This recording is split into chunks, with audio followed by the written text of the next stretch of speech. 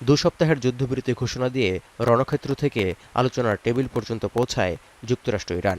শান্তির বার্তা আসবে সে অপেক্ষায় ইসলামাবাদের দিকে তাকিয়েছিলেন বিশ্ববাসী। কিন্তু ঐতিহাসিক আলোচনায় দুপক্ষের শর্তের বেড়াচালে সমঝোতা ছাড়াই পাকিস্তান ছাড়লেন দুদেশের প্রতিনিধি দল। এতে করে এখন ভঙ্গুর যুদ্ধবিরতির ভবিষ্যৎ নিয়ে দুশ্চিন্তার পাল্লা আরও ভারী হলো। এরই মধ্যে উদ্বেগ বাড়িয়েছে ইরানের বিরুদ্ধে নেতানিয়াহুর হুমকি। কারণ বৈঠকের দিন শনিবার মধ্যপ্রাচ্যের ম্যাপ নিয়ে তিনি বলেন, ইরানের বিরুদ্ধে ইসরায়েলের লড়াই এখনও শেষ হয়নি। এমনকি মধ্যপ্রাচ্যে থাকা তেহরানের মিত্র শক্তিগুলোর বিরুদ্ধেও যুদ্ধ অব্যাহত থাকবে বলে জানান নেতানিয়াহু। משטר אסד בסוריה, המיליציות בעיראק, החות'ים בתימן, איראן עצמה. זאת אומרת, הם רצו לחנוק אותנו ואנחנו חונקים אותם. הם איימו עלינו בהשמדה והם עכשיו נלחמים לשרוד. אנחנו הכינו בהם, יש לנו עוד מה לעשות.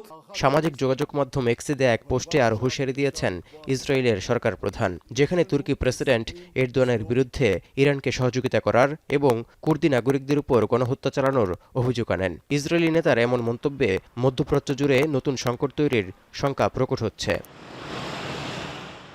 ইসলামাবাদে যুক্তরাষ্ট্রের সঙ্গে আলোচনায় সমঝোতায় পৌঁছাতে না পারা এবং চলমান 2 সপ্তাহের যুদ্ধবিরতির মধ্যে নেতানিয়াহুর হুমকিতে সতর্ক অবস্থানে ইরানও। ইসরায়েলের মনোবাসনা পূর্ণ হবে না বলে প্রতিরোধ ব্যবস্থা আগের চেয়েও শক্তিশালী করার বার্তা দিয়েছেন ইরানের কুদস ফোর্সের প্রধান। আর সশস্ত্র বাহিনী ট্রিগারে আঙুল রেখেছে বলে কড়া হুঁশিয়ারি দিয়েছেন ইরানের পররাষ্ট্র মন্ত্রণালয়ের মুখপাত্র ইসমাইল বাঘাই।